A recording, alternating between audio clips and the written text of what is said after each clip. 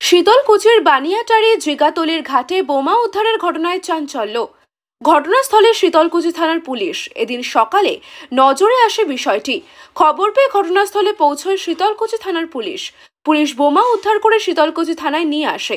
তবে কারা ফেললো এই বোমা, গোটা ঘটনার তদন্ত শুরু করেছে শীতলকুচি থানার পুলিশ। স্থানীয় গ্রাম পঞ্চায়েত সদস্য মাধবচন্দ্র বর্মন জানান, এলাকার কয়েকজন যুবক মাছ ধরতে নদীতে নামলে নজরে আসে বোমা। এই খবর পেয়ে পরবর্তীতে খবর দেওয়া হয় শীতলকুচি থানায়।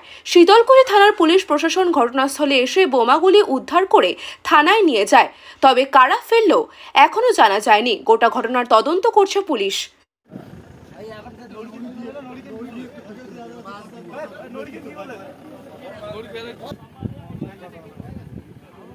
তো এই ব্যাগের মধ্যে বোম আছে, তো দেখতে পাচ্ছেন এই যে বোম উদ্ধার করলো শীতলকুচি থানার পুলিশ। তো এই বাল্টিং এ ভরে দিল। এবার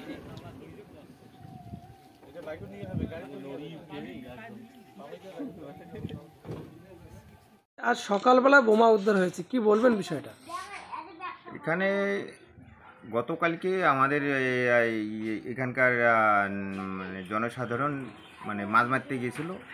ওই মাছ মারতে গিয়ে দেখে বোম। পরে তো ওরা ভয়ে আতঙ্কিত, আমাকে বলে নেই।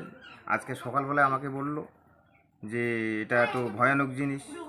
পরে আমি দ্বারস্থ হলাম প্রশাসনিক, আমাদের শীতলকুচি থানাতে আমি যোগাযোগ করলাম। পরে পুলিশ প্রশাসন এসে এই বোমগুলোকে উদ্ধার করলো। কটা বোম ছিল? এখানটা তো আমরা বোম তো মানে গণি নাই, ব্যাগের মধ্যে ছিল আনুমানিক এটা 7-8টা বোম ছিল। আপনারা কি বর্তমানে আতঙ্কিত রয়েছে? হ্যাঁ, এই এলাকায় তো আতঙ্কিত অবস্থা আছে। যাই হোক, মানে প্রশাসন আমাদেরকে যেটা আশ্বাস দিল যে কিছু এটা কোনো গণ্ডগোল করার ইয়ে নাই, আমরা বোমগুলোকে উদ্ধার করে ধরে যাচ্ছি। কি নাম আপনার? আমার নাম মাধবচন্দ্র বর্মন, আমি এই এলাকার গ্রাম পঞ্চায়েত। ও কি জায়গাটার নাম কি? পূর্ব শীতলকুচি বানিয়াটারি।